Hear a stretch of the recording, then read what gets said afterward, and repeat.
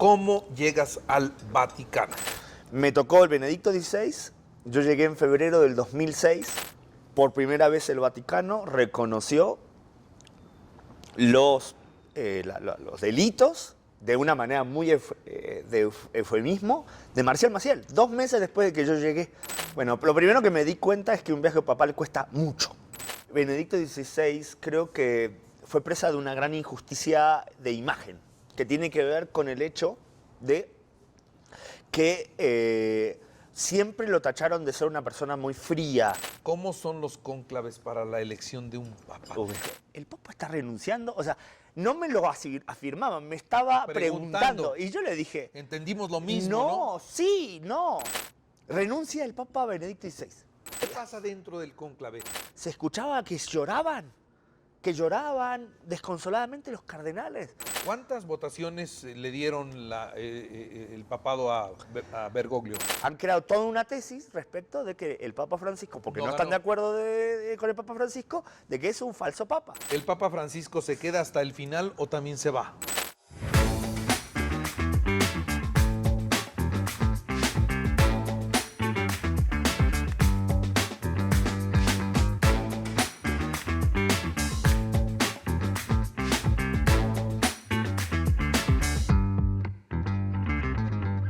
¿Qué tal? ¿Cómo están? En esta ocasión vamos a tener una entrevista, creo yo, muy interesante.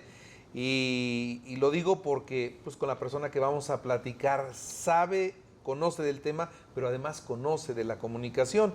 Así que va a ser, insisto, algo que vale mucho la pena. Entonces, saboreando la entrevista hoy desde el Burladero de las Ánimas. Es un lugar típico donde comemos comida poblana, rica, que tiene temporadas muy buenas, como la de los chiles en nogada, como la del mole de caderas, que es lo mejor de lo mejor, pero que en el curso del año tiene comida poblana buena, de calidad, los antojitos que no se encuentran en cualquier parte, aquí en el Burladero de las Ánimas van a poderlos degustar. Pero bueno, no perdamos más tiempo, vamos a platicar con Andrés Beltramo Álvarez. Él se ha dedicado a la comunicación, es egresado de comunicación de la Universidad Popular Autónoma del Estado de Puebla, pero ha tenido una tarea muy interesante. Todo el trabajo periodístico es interesante, pero el de él me llama mucho la atención porque ha ejercido parte de su carrera, parte de su promoción en el Vaticano. Ha tenido ese contacto con la cobertura informativa del Vaticano. ¿Para qué? Para México. ¿Para dónde? Para México, por supuesto. Y bueno, acá muchos medios de comunicación en Puebla lo conocen y lo reconocen, y muchos medios de comunicación en el resto del mundo también lo conocen y lo reconocen. Así que yo te agradezco mucho que hayas aceptado venir a platicar con nosotros, porque tienes dos cosas: una facilidad maravillosa para platicar y muy buenas historias. Sí, gracias, Carlos Martín. Es un gusto, es un honor para mí estar. Yo no sé si tú te recuerdas, cuando yo era estudiante, de una vez que salió una noticia de un militar argentino que fue capturado aquí en México y que gracias a una gran amiga y maestra nuestra, que sé que es gran amiga tuya, Lilia Vélez, tú me acogiste en tu programa, eras precursor de lo que después me tocó hacer en la radio desde Roma, estuve tantos años allá, y hablamos sobre esta historia de la Argentina, de la dictadura, y hoy, tantos años después, volver a tener esta conversación, para mí es un gusto, es un honor, y gracias. Y gracias por saborear, por invitarme a saborear. La entrevista, caray, faltaba menos. Bueno, a ver, eres argentino. Sí, se nota, ¿no? Eres argentino. Aunque en Argentina me dicen que cuando voy que no entienden bien de cuál es mi acento, ¿no? Aunque aquí todos, bueno, saben que soy argentino. Para nosotros el acento es muy claro, sí, argentino. Pero me siento muy poblano. O sea, realmente tengo grandes amigos aquí en Puebla, quiero mucho a Puebla. Llegué aquí a los 18 años, hace muchos años, en el año 98. Y después de algunos años, algunos amigos me gritaban: che, hermano, ¿ya eres mexicano?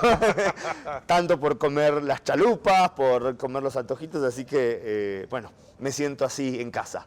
Muy bien, pues espero que disfrutes igualmente la comida poblana, que eso es lo que vamos a degustar en esta ocasión, tanto como cuando nosotros tenemos la oportunidad de ir a comer un buen trozo de carne, que Un para asado, eso un rico asado. nadie les gana, ¿no? Bueno, sí, eso dicen, ¿no? Creo que en Argentina lo que tiene es como la comida mexicana. Cuando tú haces algo con pasión, por tantos años eres el mejor. Y aquí la comida con el maíz, con la tortilla, no hay como comparar con México, ¿no? Y en el caso de Argentina lo hacemos con pasión y un día deberíamos invitarte a comer un asado con algunos amigos argentinos. Pero por favor, ya está hecho. No sé si llega a las disposición. cámaras o no, pero podemos hacerlo. Como quieras, con cámaras o sin cámaras.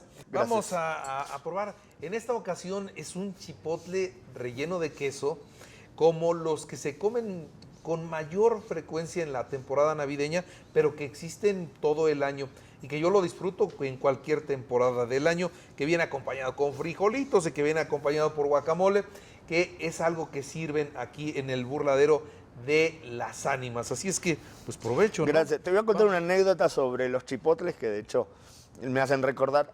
Apenas llegué a México, llegué a vivir en la casa de una familia poblana, Sí. ahí en La Paz, cerca de donde iniciaba la recta Cholula, ahí en la zona de La Paz. Y la familia hacía muchas comidas. Y recuerdo que para Navidad hacían estos chipotles. Y se habían pasado todo el día cocinando. Y yo recuerdo que con mucho cariño, con mucho afecto, me dijeron, debes probar los chipotles. Y digo, no, pica, porque yo no estaba tan acostumbrado al chile, ¿no? Y me dicen, no pica, ¿no? Esto no pica, este es un chile todo desflemado, no pica. ¿En serio? Sí, no pica. ¿Cuándo lo probé? Creo que me di la enchilada y lloraba, ¿no? Y el señor se sorprendió, dijo, no, este chipotle realmente no pica. Y él lo probó. Y él lloraba, así que estábamos llorando los dos, enchilados con el chipotle, y a partir de ahí me hice fanático del chipotle, porque la verdad es que superé la enchilada con los chipotles. Te voy a decir algo. Este no pica. A ver no, si no. no sé si tengo que creer o no, o terminaremos llorando. A ver si no pasa. Terminaremos pasa llorando los dos. Pruébalo, quiero ver si efectivamente pica Vamos o a no probar. pica. Para mí no pica nada, pero ya debes comer más picante además. Efectivamente. ¿No pica? No. Digamos, el sabor amargo del chipotle, que es lo más rico, y un poquito de picor, espectacular. Bueno, entonces, estudiaste en la UPAE, te fuiste con don Manuel al Instituto Motolinía, ahí descubriste el tema de los contenidos, del análisis, y después, pues ya continúas en esta área. ¿Hacia dónde te vas? Ya en la universidad hice varios trabajos, con eso me mantenía, porque la verdad mi familia hacía mucho esfuerzo y a la distancia algo me apoyaban, pero gracias a esta generosidad realmente yo siempre destaco y reconozco, y por eso me siento muy mexicano, que el mexicano es generoso, pero profundamente generoso. Y en momentos difíciles grandes amigos estuvieron cerca. Y cuando salgo de la universidad, surge una oportunidad también, entre otras cosas, porque en la universidad hicimos mucha comunicación, hacíamos un noticiario, después un periódico, traíamos periodistas a hablar en la carrera, y uno de esos periodistas fue un periodista de mucha carrera, que es Enrique Aranda, que fue subdirector del Universal, y que a raíz de una conferencia que él dio, nosotros siempre tratábamos de mantener contacto con los periodistas. Y saliendo de mi carrera, yo empecé a mandar currículum a todos los que habían ido a dar conferencias, etc. Y justo coincidió que ese año él llega a Notimex y me invita a ser parte de Notimex en la oficina que tenía Puebla, aquí en Puebla. Y ahí empiezo ya de manera formal mi carrera periodística, más allá de que había escrito, escribía también en el finado AL de Puebla, escribía algunas notas, mucha práctica, digamos así, para tratar de probar a ver si era lo mío, y la escritura empezó siendo lo mío. Y a raíz de ahí entro en Notimex, que fue básicamente la oportunidad para no solo estar aquí en Puebla, sino después salir, porque básicamente después de 2 años de estar aquí, surge la oportunidad de una corresponsalía internacional en un proceso de expansión que tenía Notimex, que hoy me da mucha pena realmente, porque prácticamente es una gran agencia de noticias que está prácticamente desaparecida, ¿no? Una huelga prolongadísima. Una huelga Pero bueno, y así es la historia. Ahí trabajas en Notimex. ¿Y en qué momento surge la oportunidad de ir al Vaticano? Porque ahí es donde viene pues digamos que la parte más atractiva de cualquier trabajo periodístico. Es un lugar, es un sitio que da para aprender mucho y que da para conocer muchísimo. ¿Cómo llegas al Vaticano? Esa también es otra historia un poco extraña, pero en el proceso de expansión yo había pasado ya casi 10 años fuera de Argentina, tenía un poco de nostalgia, digamos, más allá de que aquí siempre me he sentido muy, muy a gusto. Y entonces quise o pensé la posibilidad de decir, si hay una expansión de corresponsalías internacionales, ¿por qué no ir a Argentina? Y sería como una gran oportunidad, ¿no? Volver a estar cerca de mi familia. Casa, pero trabajando. Y entonces fui y hice esa solicitud, ¿no? Dentro de varias que había sobre la mesa. Inicialmente me dijeron que era posible, ¿no? Entonces yo me emocioné, empecé a ver qué podía hacer, digamos, ¿no? Y la realidad es que después de un tiempo, cuando volví para darle seguimiento a ese tema, la historia había cambiado, ¿no? Y los proyectos de corresponsalías habían cambiado y me dijeron, nos gustaría que fueras a Roma, ¿no? Y entonces yo personalmente dije, ¿qué hago? ¿No? Porque es difícil. Uno diría, quiero ir ya, vamos a Roma, vamos a vivir a Roma. Tenía 25 años, 24, 25 años. Pero la realidad es que estaba un poco condicionado con el tema de mi familia, ¿no? Así que en ese momento le dije a quien era el director de Notimex en ese tiempo, Enrique Aranda, le dije, no te puedo responder ahora, dame 2 días. Me dijo, ¿2 días para responder? Sí, 2 días, así me dijo. Y volví a mi casa, estuve pensando y dije, no, obviamente ya se me aclararon las ideas y dije, no, es una gran oportunidad. Y le dije que sí. Y esto ocurrió 8 meses antes de que yo me fuera, ¿no? Porque tenía que ver todos mis papeles, tenía todo de cero, ir a un país desde ceros, vender mi coche, vender mis cosas. Y eso fue un poco la historia. Hice un curso de italiano, no sabía italiano, más allá de que yo tengo familiares italianos en Argentina, muchos son italianos, pero yo después, llegando a Italia, me di cuenta que nosotros teníamos arraigado muchas costumbres que eran italianas, pero que para nosotros eran argentinas, digamos, ¿no? La pasta y muchas otras cosas, ¿no? Pero básicamente esta fue un poco la historia de cómo pasé de volver a mi casa a poder tener una aventura lejos, ¿no? Porque además, cuando yo llegué a Argentina en una Navidad, y no le había dicho nada a mis papás. Y le dije, me voy a vivir a Italia. Mis papás abrían los ojos, pero ¿cómo te vas a ir a Italia, no?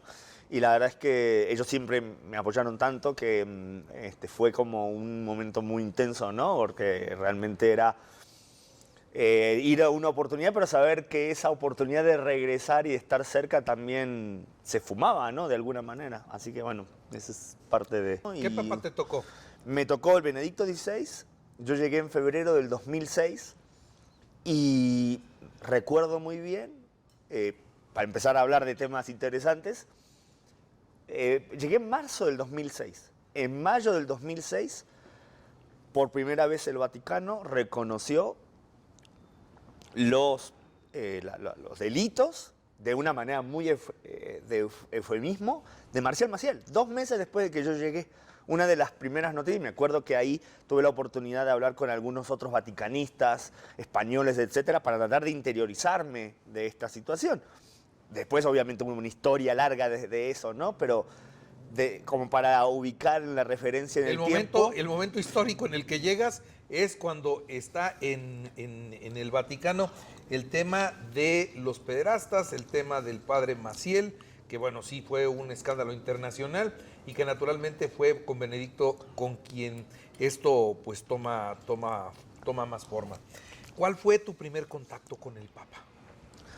En mayo del 2006, justo pocos días después de eso, en el viaje del Papa de Benedicto XVI a Polonia, que llegando, como Notimex quería tener una presencia, sale la convocatoria para los periodistas que pueden hacer un viaje papal.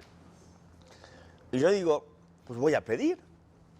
Bueno, lo primero que me di cuenta es que un viaje papal cuesta mucho, mucho. Estamos hablando de 8.000 euros, 9.000 euros. O sea, es un gasto importante solo de la parte del vuelo, ¿no? Y más los hoteles, más toda una serie de cuestiones. Uno se imaginaría, pues voy a un viaje con el Papa, voy a Polonia, pues voy con él, voy en su avión, no me cuesta, No. no me cuesta, y llego y seguramente habrá hospedaje para toda la comitiva que llega del avión y no me cuesta, y las comidas seguramente nos van a atender todos y no me cuesta. Pero no es así. Justamente los periodistas son de las personas que son prácticamente los únicos que pagan en el avión papal. Porque el avión papal es un avión, no es un avión del Vaticano, que es otra cosa que siempre me preguntan. ¿Es un avión distinto? No. Es, casi siempre, en ese caso era Alitalia, que ponía su avión para ida y muchas veces para regreso. El es país donde vas, va. de regreso. En algunos países no ocurre eso y es Alitalia el que da, ¿no? Por ejemplo, Cuba. Cuando fuimos a Cuba, Alitalia fue y regresó. Bueno. Si querías regresar te ponían una balsa, pero no un avión. No, al menos no llegaban a eso, ¿no? Y la parte de primera clase está reservada al Papa y a los colaboradores más cercanos, su médico, su secretario. Después hay una segundo momento, digamos, un espacio segunda línea, ubicado a los guardias suizos, a la comitiva del Papa, y al final estamos los periodistas, que somos más o menos 75, 80. Yo me siento gran afortunado porque a mí me tocó hacer 15 viajes papales con el Papa Benedicto XVI y con el Papa Francisco. Pero la realidad es que hay periodistas que pasan muchos años y nunca son seleccionados. Y eso, debo reconocerlo, es un honor porque lo primero que privilegia al Vaticano son las agencias. Porque las agencias de noticias llegan a muchos medios. Entonces privilegian las agencias y privilegian a las televisoras, digamos, a los medios más grandes, ¿no? Yo cada vez que pedí un viaje papal me lo concedieron. Creo que por los medios a los cuales representaba, ya después a lo largo de los años es también por estar ahí, por tantos años de estar ahí, por viajar con esto. Y entonces te da esa posibilidad de conocer esos entresijos, esos momentos particulares.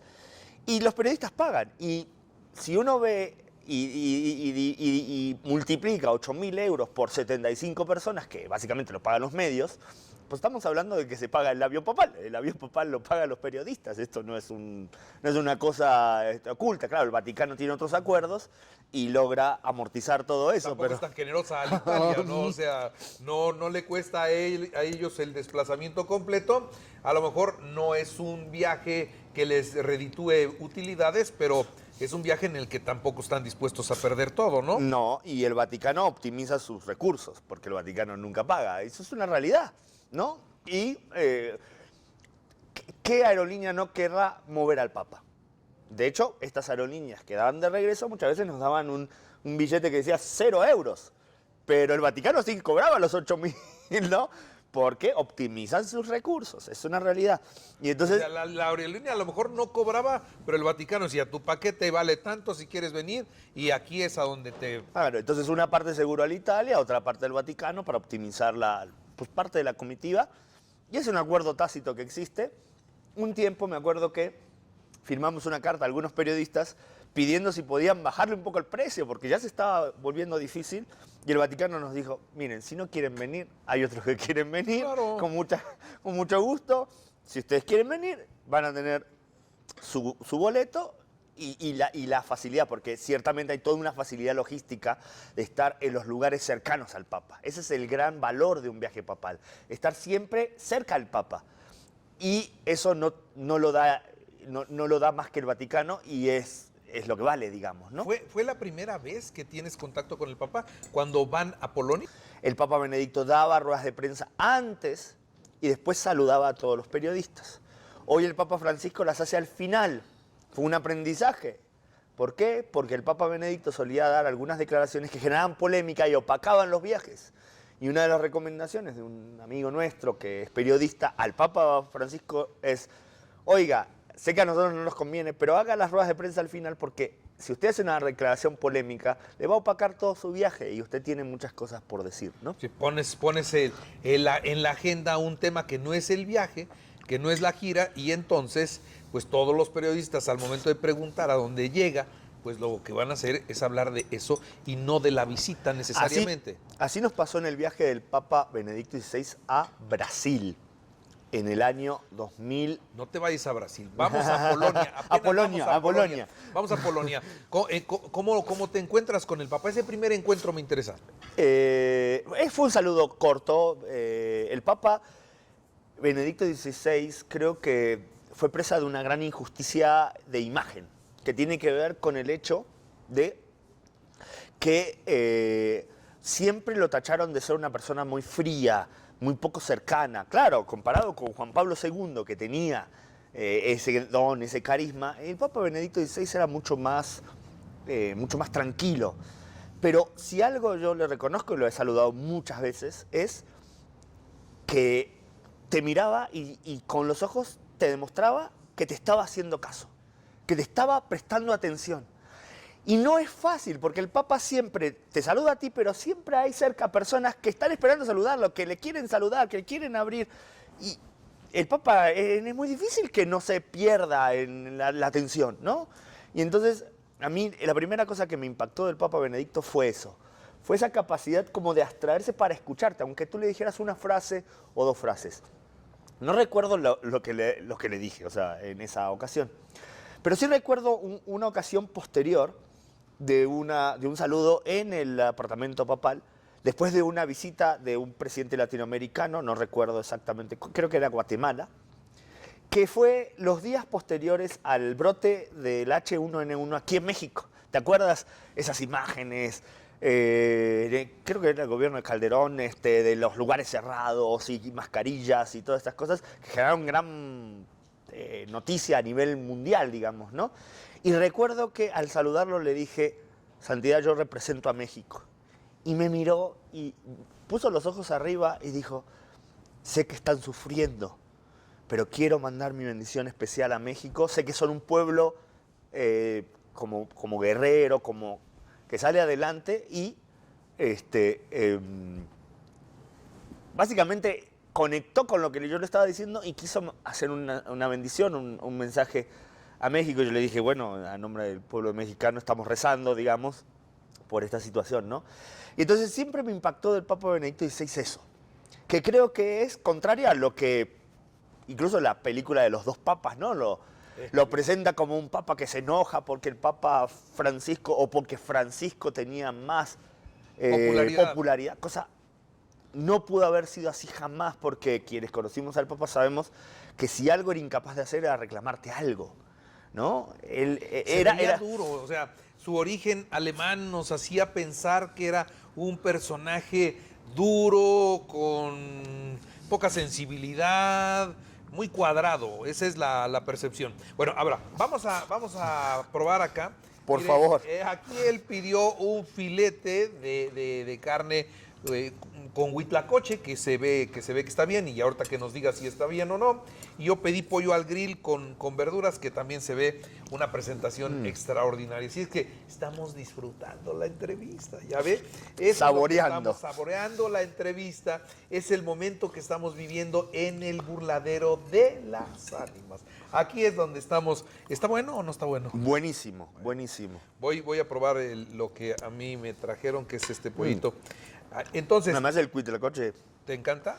Me encanta, me encanta. Sé que no es para todos. Sí, no. Mi mujer dice que yo voy por el mundo comiendo cosas raras, comí canguro, comí iguana. Esto no me parece tan raro, No. Pero los escamoles y el huitlacoche, pero hay algunos que no le hacen, no les gusta, no sé. A mí me encanta. Sí. Bueno, entonces, lejos de ser ese modelo de hombre frío, no era así, Benedicto. Hay que decir que el Papa Benedicto XVI es alemán, porque además sigue viviendo, cosa realmente sorprendente, ¿no? Porque renunció hace casi 10 años, es más, estamos hablando que el pontificado de Francisco ya duró más que el pontificado de Benedicto XVI.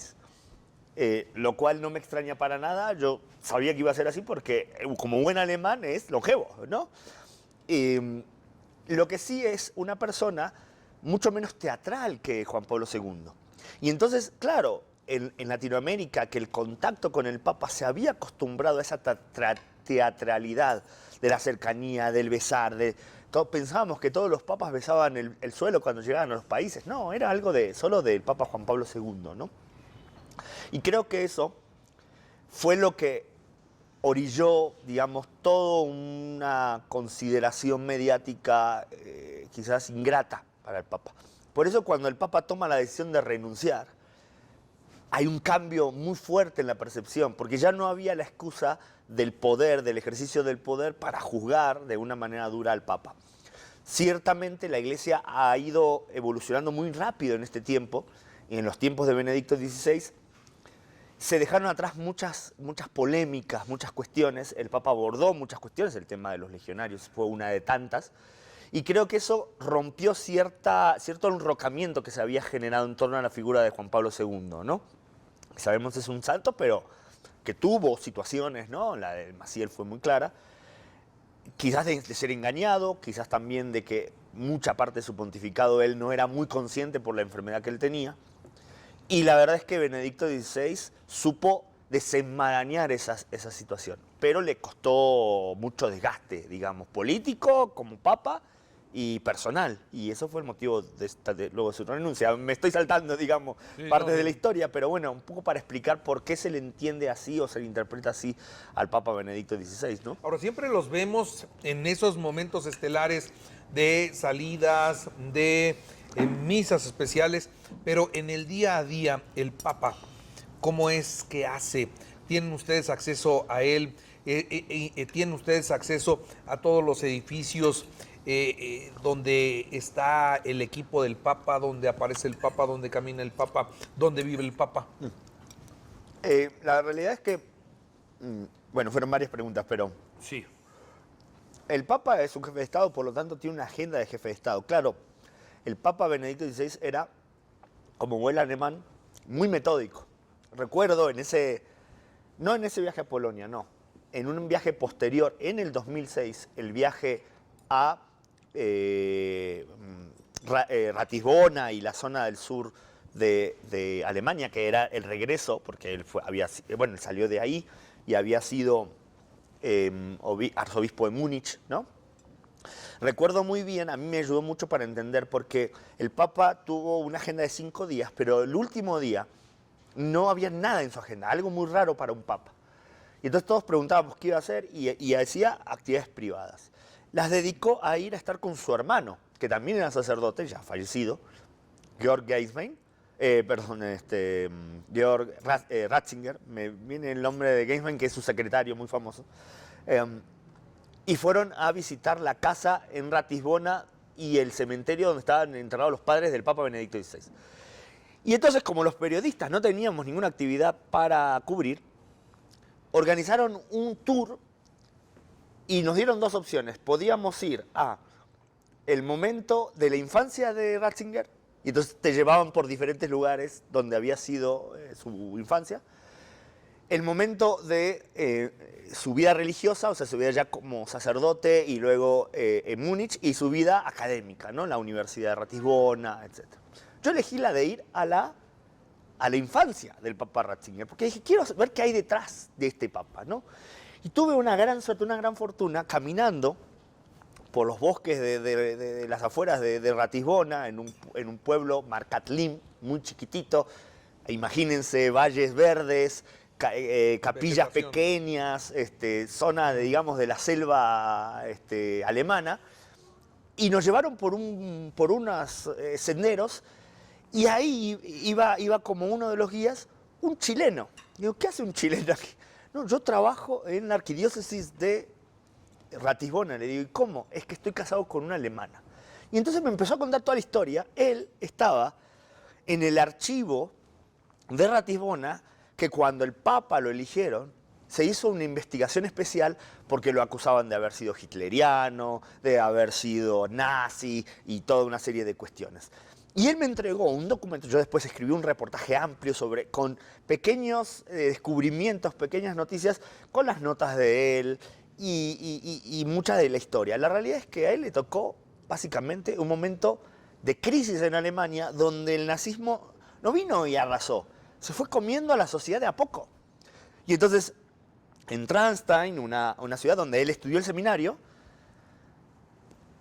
era un colegio donde luego se hacían seminaristas y lo primero que hizo el nazismo fue acabar con las organizaciones sociales, después con las organizaciones de la Iglesia Católica, y después llegó y le dijo a los curas del seminario, a ver, todos estos jóvenes tienen que ser de la juventud hitleriana, y no es que uno se puede oponer, y no es que uno puede decir que no, y ahí es cuando Ratzinger entra a la juventud hitleriana por una obligación, porque los adiestraron o los adoctrinaron, los reclutaron de manera obligatoria, ¿no?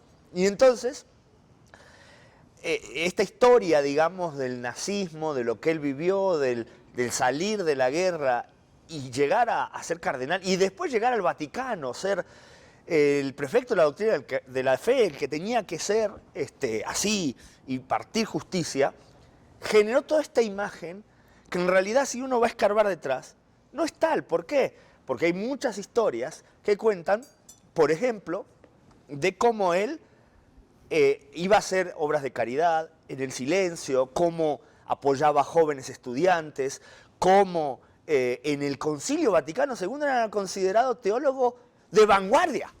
Era el asesor de cardenales que eran progresistas.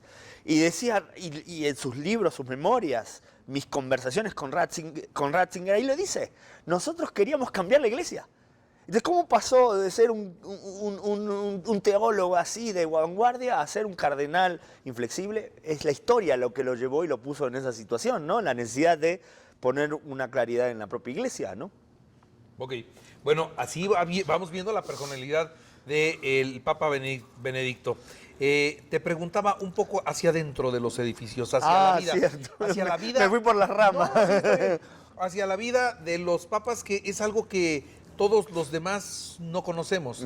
Y que a lo mejor tú, por haber estado donde estabas, sí pudiste tener acceso a conocer esos lugares, esos recintos. ¿Cómo es esa vida? Porque vemos, insisto, momentos específicos de tiempo, pero no el día a día. Ese día a día, ¿cómo Miren, es? nosotros tenemos la oportunidad de estar en a los apartamentos del Papa. Cuando el Papa hace algunas recepciones especiales, cuando recibe a presidentes, a mí me tocó estar cuando recibió el Papa Benedicto al presidente Peña Nieto. Estuve cuando recibió al famoso presidente Zelaya de puesto de, creo, Honduras, Guatemala, Álvaro Uribe, Cristina Fernández de Kirchner. Y en esas ocasiones uno puede ver el contexto donde el Papa vive. Claro, durante la semana no es que uno puede tocar el timbre y decir voy a hablar con el Papa. Lo que sí tenemos la suerte ahora es de conocer dónde vive, sí, el Papa Francisco, porque donde vive el Papa Francisco es una, digamos, una casa, la casa de Santa Marta, donde normalmente van los cardenales y donde normalmente los periodistas nos reciben nuncios cardenales para entrevistas o para dialogar. A mí me ha tocado muchas entrevistas de cardenales. Recuerdo ahí en la casa de Santa Marta, en una mesa como esta, haberme enterado antes que nadie que el Papa había cambiado una agenda del Papa Francisco, había cambiado una agenda de su visita apostólica a México, donde por algunas problemáticas que había tenido personales con el entonces cardenal, bueno, sigue siendo cardenal, pero entonces arzobispo de la Ciudad de México, el cardenal Norberto Rivera, ¿no? Y habían propuesto tener un encuentro con artistas en el Auditorio Nacional, y el Papa había aceptado, y luego el Papa se echó para atrás por problemáticas internas, y haberme enterado así en el pasillo, ahí en Santa Marta, o haber estado en una entrevista con alguna personalidad cercana al Papa, salir y que el Papa salga. O sea, ahí en ese momento, ¿no?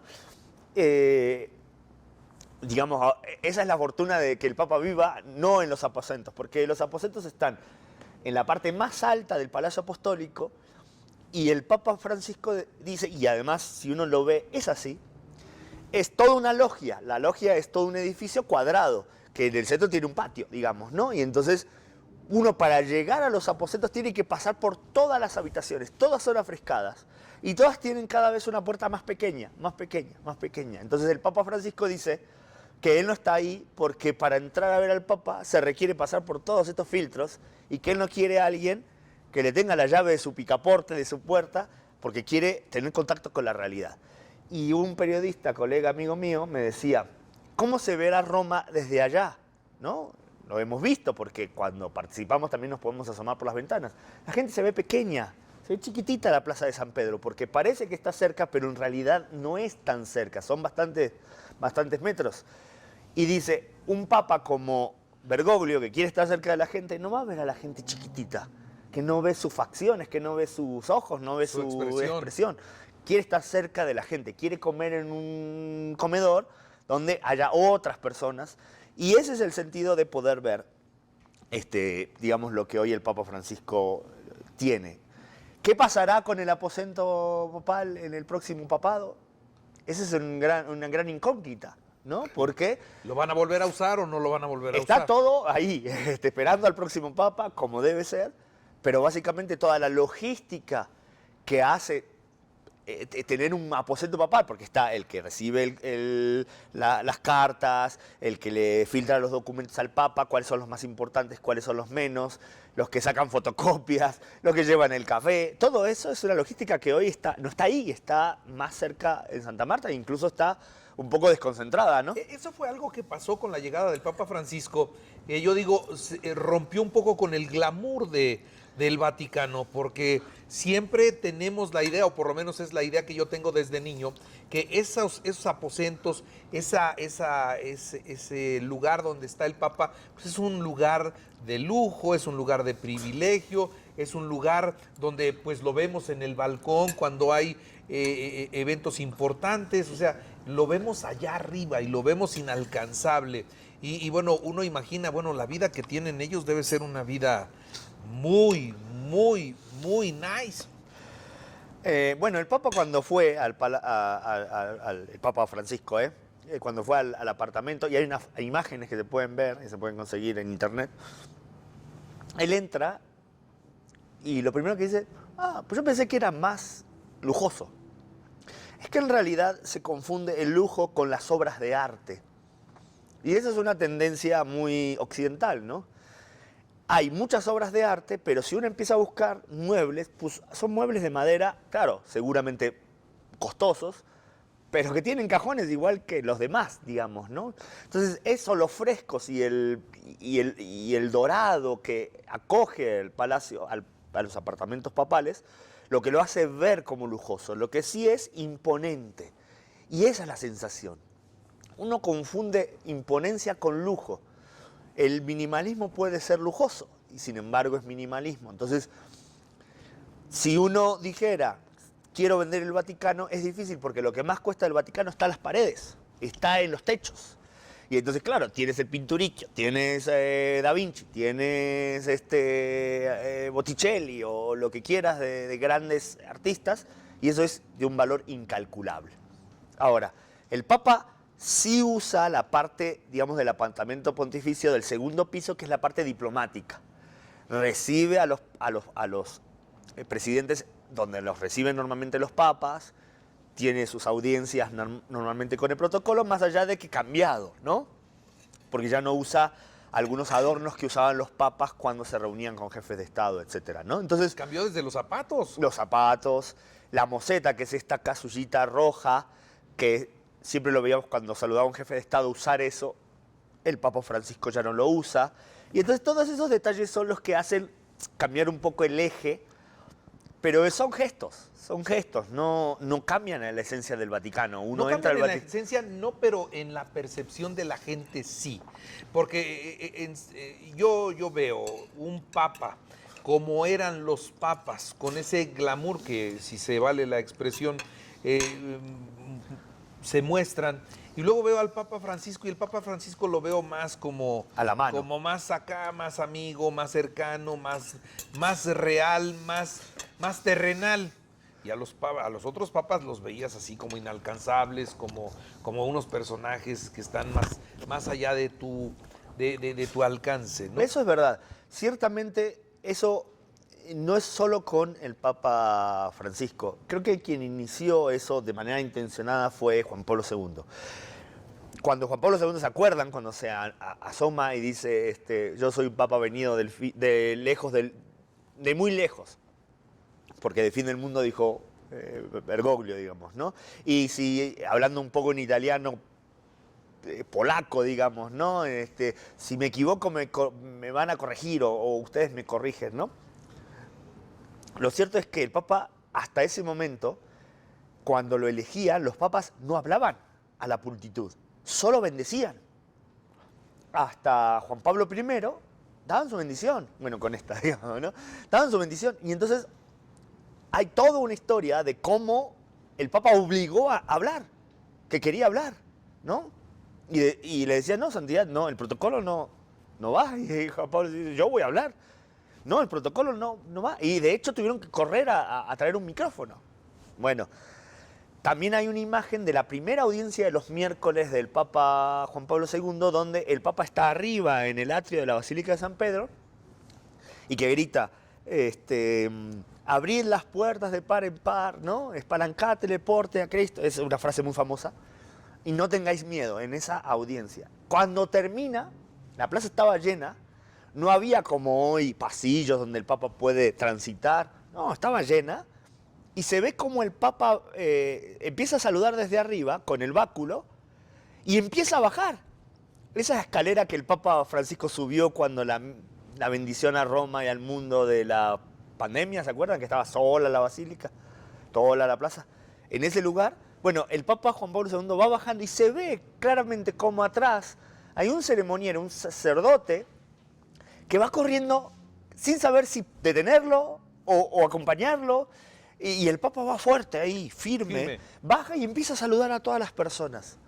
Eso no se había visto. Las audiencias de los miércoles no era que el Papa iba al contacto con las personas. Era verlo ahí. Entonces, yo creo que el primero que abrió la brecha fue Juan Pablo II, rompiendo. ¿Lo siguió Benedicto? Lo siguió Benedicto cumpliendo lo que hacía Benedicto, lo que hacía Juan Pablo II, creo que innovó menos. Y obviamente Francisco ya fue otro ámbito, ¿no? Esta situación de, de romper un poco el protocolo genera otras... ¡Ay, Dios! Bueno, Buen el pretexto, vino, por buen favor. pretexto, por favor, buen pretexto. Era necesario. Sí. Esta situación de cambiar el protocolo, de estar muy cercano, ha generado muchos cambios de poder. Porque si yo tengo tal picaporte, tal puerta por abrir, y soy el único que puede abrirla porque puedo conseguir solo para este lugar, etc., esa persona obtiene poder. Me refiero de la estructura vaticana. Y entonces cuando el Papa dice, no va a haber esta en primera fila, no va a haber esto, no solo deja a personas fuera de esa ecuación, sino deja a funcionarios del Vaticano sin la posibilidad de aprovechar esa, digamos, ese poder, pequeño poder, digamos, que dan los entresijos de estar en el Vaticano y poder decir, yo te puedo poner a saludar al Papa, ¿no? Y te voy a comentar una cosa adicional que quizás te interesa. Sí, también hay influyentismo, también hay más de lo que vemos en cualquier gobierno. Y lo hay también en los medios. Y digamos, la locura por tener una entrevista con el Papa fue, durante varios años, en el pontificado del Papa Francisco, un gran tema, porque ¿a quién le das la entrevista? ¿Al medio más grande, que por ahí no está de acuerdo con la iglesia, o lo critica, no, al New York Times, ¿no? O al Washington Post, o a esta televisora? Y entonces, también el hecho de las numerosas entrevistas que ha dado el Papa Francisco implican un cambio en la política de comunicación del Vaticano, porque ya una entrevista con el Papa no vale tanto. Hoy escuchamos una entrevista con el Papa y es muy interesante, pero periodísticamente hablando, ya no es un hallazgo. Y lo dice quien hizo un programa con el Papa, porque para el viaje del Papa en el 2006 a México hicimos una entrevista de los mexicanos con el Papa, ¿no? Donde las preguntas los hicieron los mexicanos. Y sin embargo, sí, y estoy muy consciente de que la lucha de egos entre las vacas sagradas del vaticanismo es una lucha encarnizada, es una lucha difícil, fuerte. Perfecto. Bueno, ahora vamos a probar una natilla, que también es un postre muy poblano, aquí en el Burladero de las Ánimas. Aquí estamos platicando, estamos saboreando una muy buena entrevista y conociendo un poco más de lo que hay detrás de las puertas del Esta sí no Vaticano. pica. No, esta sí No seguro no pica. pica. Oye, ¿cómo es algo que todo el mundo ve y que cuando sucede todos estamos pendientes? ¿Cómo son los cónclaves para la elección de un papa? Uy. ¿Cómo fue? ¿Te tocó la de Benedicto después de que Francisco. sorprende a todos y que tú eres de los pocos que se da cuenta de lo que Ajá. estaba diciendo Benedicto cuando dice que se va a retirar? Sí. Que eso es algo que te debo reconocer, Sí. porque algunos pues, periodistas estaba hablando el Papa y se les resbaló y no se dieron cuenta y lo que estaba diciendo es que se iba. Y en este caso tú sí. Fuimos 2 o 3 que en el momento captamos ese momento, pero déjame contarte rápido de ese momento porque, bueno, yo obviamente considero que es la noticia más grande que me tocó compartir. Fui el primer periodista de habla hispana en todo el mundo que dio la noticia y escribió un tuit diciendo que el Papa había renunciado. Era un lunes, me acuerdo muy bien, 11 de febrero, que en el Vaticano es feriado, porque es como el día de la independencia del Vaticano, porque es el día que reconoció el gobierno de Italia, de Mussolini, en 1929, el Vaticano. Entonces, por lo tanto, todos los periodistas italianos que se atienen al calendario vaticano no van al Vaticano. Pero además el Vaticano está a medio gas. Pero resulta que ese día habían convocado un consistorio, que es una reunión de cardenales con el Papa, para anunciar el día que se iba a hacer la ceremonia de canonización de algunos beatos, que se iban a declarar santos a unos beatos. Entre ellos, una religiosa mexicana. Entonces, claro, periodista mexicano, me atengo a los calendarios mexicanos, voy al Vaticano, a la sala de prensa del Vaticano. Era una mañana gris, hacía frío, me acuerdo que fui en autobús, crucé, atravesé la plaza de San Pedro y entro y veo a Francesco, un ujier de la sala de prensa del Vaticano, un gordito italiano. Acabo de estar en Roma, bueno, hace 5 meses y lo volví a ver, sigue ahí, son de esos hombres históricos, sí. de personajes que abren y cierran. Y me dice, ¿cómo está Beltramo? Siempre así, muy dicharachero. Entro, me siento y nosotros esperábamos el comunicado final, porque normalmente esas reuniones no se transmiten en la sala de prensa del Vaticano, que está frente a la Plaza de San Pedro, en el circuito cerrado, que básicamente solo para periodistas. Y de repente empieza a transmitirse. Y por ahí va caminando el padre Lombardi, el jesuita, director de la sala de prensa del Vaticano, y le digo, oiga padre, ¿lo van a dejar? Porque normalmente no transmiten este consistorio. Sí, lo vamos a dejar. Y entonces yo agarré mi libreta de mis notas y empecé a escribir todo lo que era el consistorio, porque nunca había visto cómo se sentaban los cardenales, etc. El consistorio es la reunión del Papa con cardenales para decidir algo. Todas las ceremonias religiosas, sobre todo estas en latín, porque estaba en latín, tienen una especie de tiempo, una tempística, como la música, ¿no? Uno se va dando cuenta cuando va llegando al final. Y yo estaba sentado, se empieza el final y yo estaba anticipando mi nota, ¿no? Esperando la fecha, pero anticipando sobre quién era esta santa, etc., ¿no? En mi tableta, digamos, ¿no? Y en ese momento escuchó que cuando tiene que entrar la bendición, el Papa está mirando un papel y está leyendo un documento. Y entonces empieza a decir, y en ese momento escucho una frase que era Ingravigense Tatem.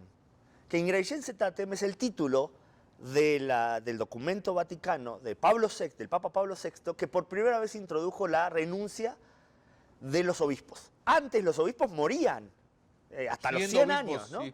Y entonces el Papa Pablo VI dijo, no, a los 75 años que presenten su renuncia, el Papa se las acepta o no. Y si estás mal enfermo, puede haber una sucesión y no le damos inestabilidad a las diócesis, que había diócesis que por 10 años un obispo enfermo y no tenían presencia. Y se llamaban Ingravigense Tatem. Entonces yo cuando dije esto, algo tiene que ver con la renuncia. En ese momento Dije, me doy vuelta y me agarra un periodista francés, Charles de Perpero, de una agencia francesa, y me dice, ¿el Papa está renunciando? O sea, no me lo afirmaban, me estaba preguntando. Y yo le dije, entendimos lo mismo, ¿no? No, sí, no. Y en ese momento una colega, Giovanna Kirri, de la agencia ANSA, que estaba justo ahí, enfrente a nosotros, se levanta y dice, muchachos, el Papa está renunciando. Entonces yo me alcé y le dije, porque ella tenía su teléfono cerca, y entonces era la conexión rápida al director de la sala de prensa, llama al padre Lombardi. No, pero llama al padre Lombardi. Entonces ella toma el teléfono, llama, y en ese momento escuchamos que le dice, sí, ¿a partir de cuándo? A partir del 28 de febrero. Yo me tiré sobre mi tableta y escribí, renuncia el Papa Benedicto XVI. Y después dije, para el flash de la agencia Anonimex. Y después digo, no. Renuncia el Papa Benedicto XVI al pontificado, porque me parecía poco decir renuncia al Papa Benedicto XVI. Tenía que ser más palabras, ¿no? Y mando el flash y escribo en el tweet, el Papa acaba de renunciar. Y me pongo a escribir una bajada, o sea, una ampliación de la noticia. Y mando el Papa en un consistorio ordinario público, renunció sorpresivamente a su puesto, confirmado por la sala de prensa del Vaticano. Pum, lo mando y escucho a esta colega italiana que empieza a llorar. Empieza a decir, el Papa renunció, ¿cómo es posible? Y otro colega de la televisión italiana que la empieza a consolar y le dice, no, estate tranquila. Y entonces en eso sale el vicedirector de la sala de prensa del Vaticano con un papel y dice, este es el texto de la renuncia. Entonces yo me lanzo y empiezo a escribir y me meto tanto en mi computadora que no me doy cuenta, y cuando termino la nota, la tercera nota que mandaba, me levanto así y la sala de prensa estaba llena de gente. Había por lo menos 200 periodistas y yo no lo había captado. No llegar. De hecho, en ese momento, cuando me dan la hoja, yo lo que agarro el teléfono que tenía, lo pongo en grabadora y la pongo en una bocina que había del circuito cerrado. Y ahí después escucho al decano del Colegio Cardenalicio, el cardenal Ángelo Sodano, que empieza con esta frase: Santidad, usted nos acaba de hacer como un rayo en cielo abierto, digamos, ¿no? Así lo dijo, es una frase italiana. Y ahí empieza a hablar de la renuncia. Cuando yo me levanto, el Papa está saliendo de la sala del consistorio y la cara de los cardenales era como Drupi, ¿no? Cuando se le cae la mandíbula así, de desencaja. Nadie lo esperaba. Nadie lo esperaba. Y a partir de ahí fue un tobogán de 30 días. De hecho, escribí un libro que fue Los 30 días que cambiaron la Iglesia, entre la renuncia del Papa Benedicto XVI y la elección del Papa Francisco. Pasaron exactamente 30 días. ¿Y qué pasa dentro del cónclave? ¿Hay pronunciamientos? ¿Qué es lo que sucede para que finalmente los cardenales voten? Hay una cosa muy importante que es el precónclave, donde se cocina mucho la política del cónclave, es antes del cónclave, porque del cónclave básicamente van a votar. Sí hay una reflexión de casi siempre un cardenal anciano al inicio del cónclave, y luego hay todo un rito donde cada uno jura, dura una hora para que los 120 cardenales, en este caso eran 115, voten. Primero tienen que jurar ante la Biblia cada uno con su nombre y todo. Bueno, eso dura una hora.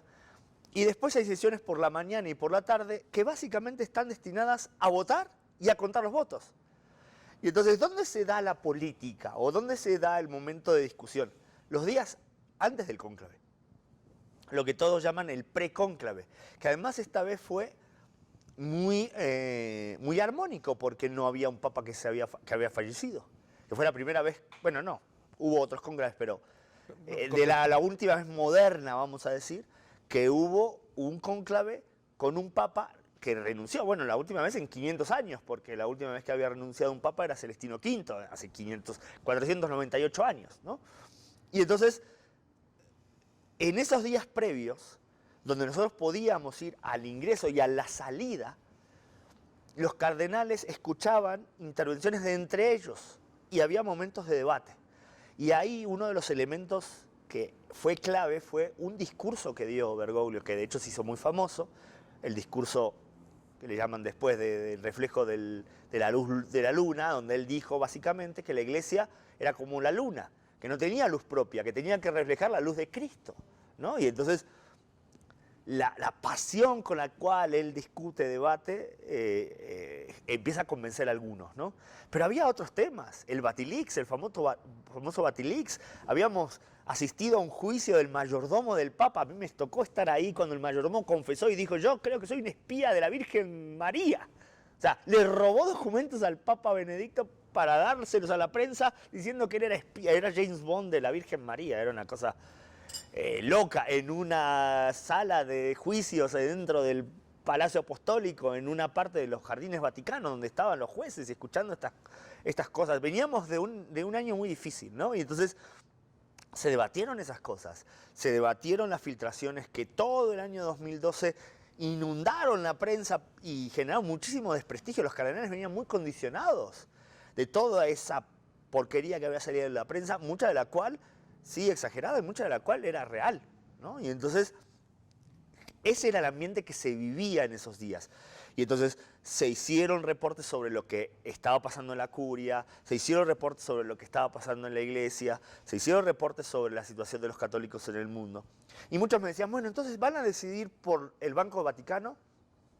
Y yo creo que es un poco reduccionista pensar que decidían por eso. Imagínate una persona, un cardenal mexicano, 70 años, llega a Roma, con los problemas que tiene México, con los católicos que son, que la gente se está yendo por montón de la iglesia, que la fe se pierde.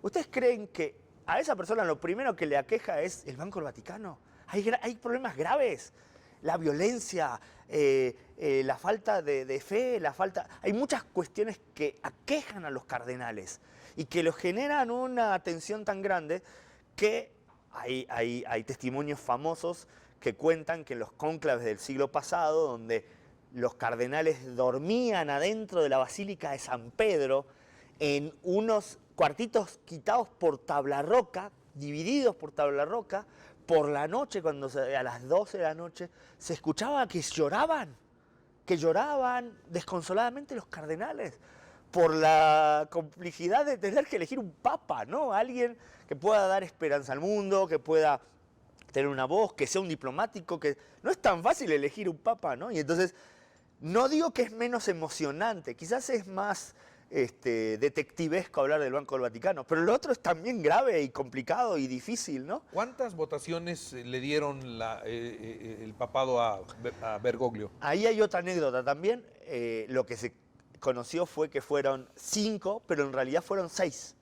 Y esta es otra historia que salió, después se perdió un poco en los anales de la historia, pero hubo una falsa votación del Papa Francisco, que fue el segundo día por la tarde.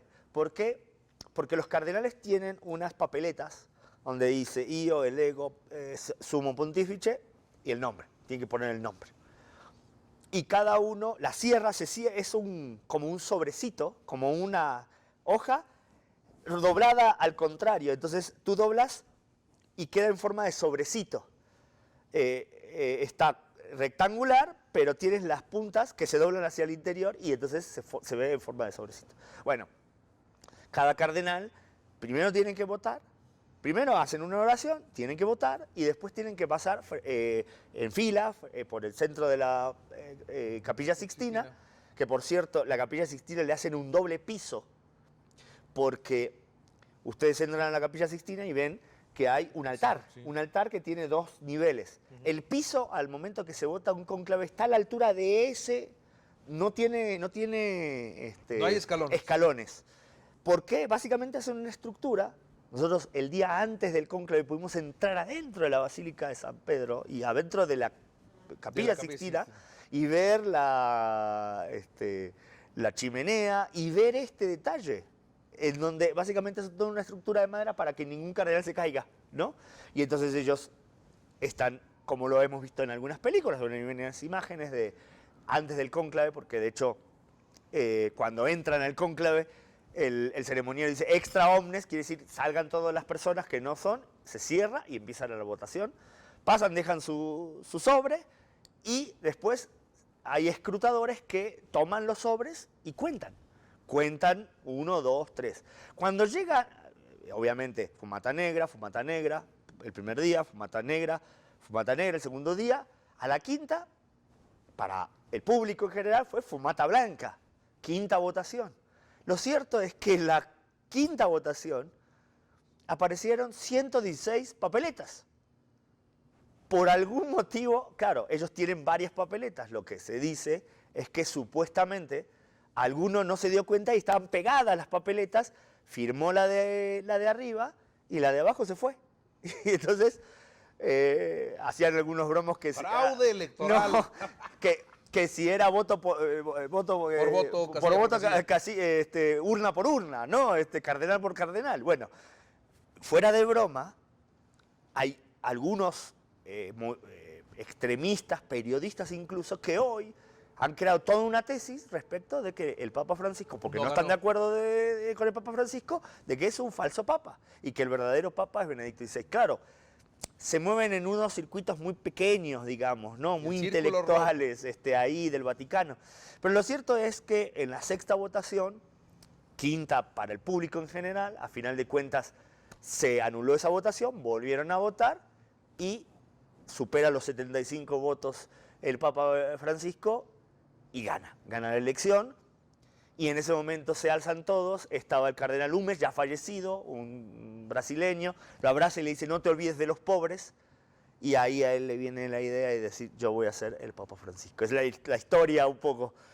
La chimenea, ¿qué le ponen para que la fumata sea negra o sea blanca? En estos días te voy a regalar, y quizás un día lo puedes tuitear, te voy a regalar una foto de lo que le ponen, porque tuve también la suerte en una movida ahí vaticana de entrar al museo de la Capilla Sixtina, que no está abierto al público. Es un museo porque básicamente ahí depositan muchas cuestiones. Es básicamente la sacristía de la Capilla Sixtina. ¿Dónde entras? Si tú entras por digamos, por el Museo Vaticano a la Capilla Sixtina, entras por el lado del altar. Esa es una puerta. Justo al otro ángulo hay otra puerta, que va a la famosa Sala de las Lágrimas, que es donde se dice que los papas lloran porque se tienen que revestir, y por eso le llaman la Sala de las Lágrimas, que no es más que un pasaje de una escalera por detrás de la Capilla Sixtina, pero que básicamente lo usan como sacristía. Por ese lugar te entras a una puertecita y está la verdadera sacristía de la Capilla Sixtina. Ahí puedes encontrar la pluma con la que firmó Bergoglio su voto, nadie sabe por quién votó, obviamente por sí mismo seguramente no, el libro, el breviario, la Biblia que tenía él, porque cada cardenal le ponen, y luego las túnicas que estaban previstas, todo lo que fue el día del cónclave. Y ahí aparece una caja que tiene forma como de una batería de coche, pero de metal. Y uno dice fumata bianca y otro dice fumata nera. Básicamente es un congenio, un aparatito químico que tú le pones un botón y tira humo negro o tira humo blanco. No hay más historia que eso y dice fumata blanca. Todos sabíamos o pensaba en lo personal que toda la votación ahí se quema y que, bueno, y muchos otros dicen que le ponen... Sí, históricamente le ponían paja mojada para hacer el humo gris, pero eso era, bueno, al menos no en este cónclave. Probablemente el de Benedicto XVI tampoco. En el 78 quizás sí, no lo sé, ya esos detalles no lo sé, pero a mí me sorprendió porque digo, pues no que aquí era todo la parafernalia de... Ciertamente sí hacen, ponen, crean, que esa es otra historia también que pocos saben. La Capilla Sixtina no tiene una chimenea, la ponen especialmente y la sacan por una ventana. Entonces uno entra a la Capilla Sixtina, sobre la izquierda, antes de pasar este arco principal, antes de unos asientos que hay, una chimenea de metal con un tubo grande, color dorado, digamos, hasta una ventana y por ahí sale, ¿no? Entonces, no es que la Capilla Sixtina tenga una chimenea especial. Se pone para la ocasión. Se pone para la ocasión. Y esa es la historia. Y adentro de esa chimenea se pone este aparatito y se prende y hace todo un efecto químico, tira el humo y debajo sí queman, porque sí queman la votación, los votos, pero no en el mismo aparato, no en el mismo fuego, porque básicamente ya no es Ya necesario. no hay fuego ahí, ya no. Se tiene que cumplir el protocolo, que es quemar los votos. El protocolo no dice quemar los votos en la chimenea. Eso es simplemente una forma de comunicar afuera que se hizo en su momento y que se volvió una gran tradición. Es el emblema, digamos. Bueno, la Plaza de San Pedro puede estar llena esperando la fumata blanca, ¿no? Así es, y de hecho estaba llena. Había gente que sabe de la fumata y va por Roma y tiraba los coches y salían corriendo a la plaza para ver el momento Saliendo de la la fumata, ¿cuánto tiempo hay que esperar para ver que se abra el balcón y aparezca Aproximadamente una hora. En este caso fue un poquito más, porque el Papa inmediatamente quiso hablarle al Papa Benedicto XVI. Y entonces hay una foto que Benedicto XVI no estaba en ese cónclave. No, y no estaba en el Palacio Apostólico, estaba en Castel Gandolfo, que es... La residencia de descanso. Exactamente, la residencia de descanso que está más o menos a 1 hora y cuarto de Roma, a las afueras de Roma, ¿no? Entonces lo primero que quiso hacer el Papa Francisco fue eso, y luego ese discurso que fue tan impactante, ¿no? Y el gesto de no salir, de salir vestido de blanco, de recibir la bendición del pueblo, o sea, fueron gestos que para cualquier vaticanista eran signo inequívoco de un cambio, de que estaba mandando una señal de que iba, al menos en los gestos, a tener un papado distinto, ¿no? Me equivoqué en la entrevista contigo. Pensé que podía ser una buena entrevista, pero podían ser dos buenas entrevistas. Ahora, ya tenemos que ir es que la natilla hay que determinarla. La natilla está muy buena, Nos tenemos que ir yendo. La iglesia está adecuándose a la realidad, a la actualidad, no a la realidad, a la actualidad. Hoy tenemos escenarios completamente diferentes. Y yo, por ejemplo, ahorita te puedo poner uno. La comunidad LGBT y más. Esto que es una realidad y que cobra mucha fuerza en muchos países y que recientemente que vimos el Mundial era también motivo de polémica. Pero bueno, para algunos no, para otros sí. ¿La iglesia qué va a hacer? ¿Cómo se va a actualizar? ¿Cómo va a estar en el momento para no seguir perdiendo? Sí, yo creo que el gran debate de la Iglesia en los últimos 2 siglos, básicamente, fue cómo salir al paso de la realidad. No es algo nuevo, nos olvidamos, quizás perdemos de vista las perspectivas, pero se hizo un concilio por lo que estaba pasando en el mundo. En el año 65, después de la guerra, la modernidad, y los papas seguían siendo llevados por los sedieri, ¿no? Ahí recordamos las imágenes de papas como Pío XII que se movían porque había personajes vestidos de caballeros que lo llevaban, eran como el papamóvil de la época, digamos, ¿no? Y la realidad es que la iglesia era percibida como lejana, ¿no?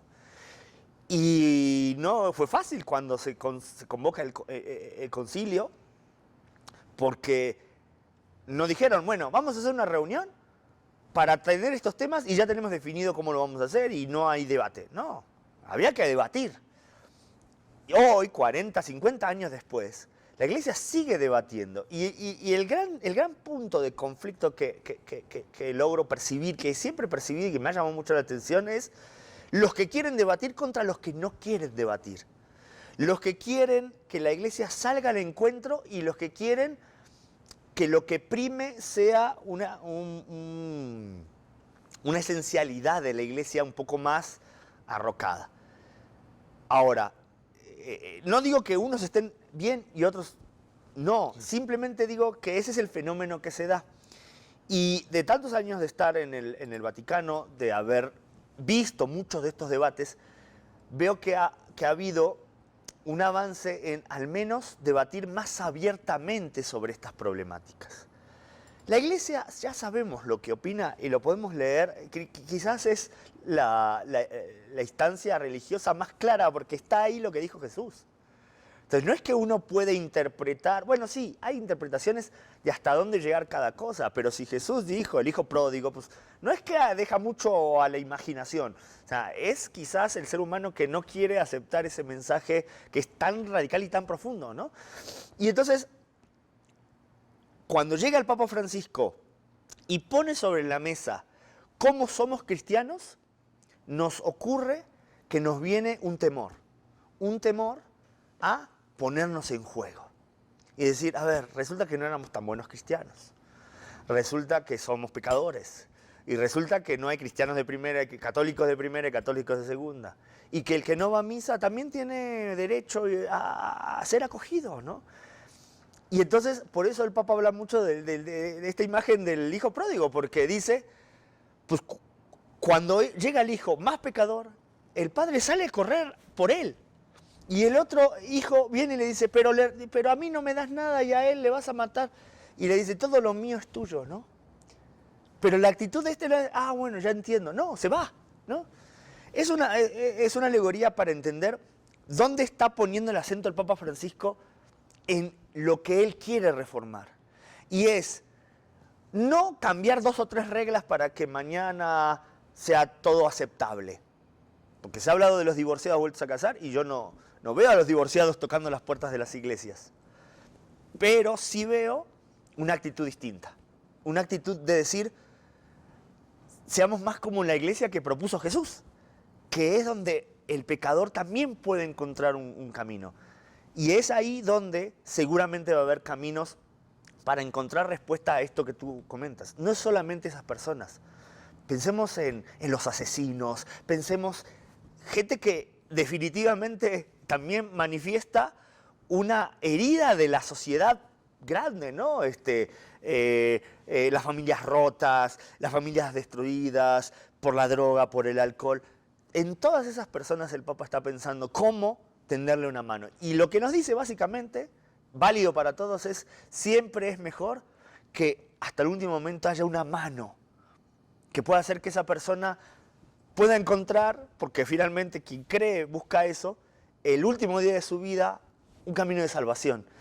Y es distinto decir, cumpliste con todas las reglas, aquí está la tablita de todos los pecados o de todas las cosas buenas, que es la que como seres humanos tendemos a tener, ¿no? Entonces yo creo que la Iglesia va a ir adelante en ese camino, no sin problemas, por este debate que digo, pero creo que es lo que va a hacer la gran diferencia, el gran legado del Papa Francisco. Para terminar ya, ¿el Papa Francisco se queda hasta el final o también se va? Yo creo que se va a quedar hasta el final y seguramente me puedo equivocar, porque si algo él ha dicho es que teme mucho a una enfermedad, ¿no? Y quizás si hay una enfermedad fuerte, pueda renunciar. Pero tengo más la impresión, y eso es una impresión personal, y quizás seguramente me equivoque, hace años me preguntaron si pensaba que algún día el Papa Francisco iba a la Argentina, y yo dije que no. Pasado el segundo año de pontificado, creo que no me equivoqué. Era una sensación que me daba por detalles y gestos que él había manifestado. Yo creo que él entiende que la obra que empezó todavía tiene camino por transitar, y eso lleva tiempo. Y probablemente, si no es una enfermedad, no creo que él, de motu propio, deje a mitad de camino el proceso que ha iniciado. Andrés Beltramo, te agradezco mucho que hayas decidido, Gracias. que hayas aceptado platicar con nosotros y saborear esta entrevista que la verdad estuvo... Vamos a un último brindis bueno. por todos los No que... es de consagrar, pero es vino, ¿no? Pero vale igual, Pero vale igual. sí, por Limpia y supuesto. purifica, seguro. Sí, seguro. Y yo les agradezco a ustedes que hayan estado en esta ocasión con nosotros y agradezco todas las atenciones y la muy buena comida que recibimos de El Burladero aquí en Las Ánimas. La verdad es que es un lugar muy bueno para comer. La natilla está que se las recomiendo en serio. Y bueno, se toman un vino, acuérdense de esta entrevista y bueno, digan salud por nosotros y por el Papa, ¿no? Que se puede. O ¿Se vale. puede? ¿Por qué no? Muy Se bien. puede. Te agradezco mucho, Andrés. Gracias, Carlos Martín, y un saludo a todos los que te escuchan y te siguen en las redes, porque sé que son muy fieles Y felicidades por este proyecto, porque sé que Ahí va. está poniendo sobre la mesa temas interesantes y hoy creo que es parte de lo que el periodismo necesita para refrescarse, ¿no? Parece que estamos ya perdiendo nuestra profesión, o se nos va entre los dedos, y este proyecto que estás encabezando, le deseo mucha suerte. Muchas gracias, muchas gracias. Con entrevistas como esta va a salir adelante, seguro estoy. Muy Muchas bien. gracias. Y gracias a ustedes por estar en esta ocasión con este que a mí es un tema que me apasiona. Y de veras que podríamos seguir mucho, mucho más tiempo y preguntando muchas más cosas que tiene la iglesia y que todavía para algunos siguen siendo un misterio. Gracias y que estén bien.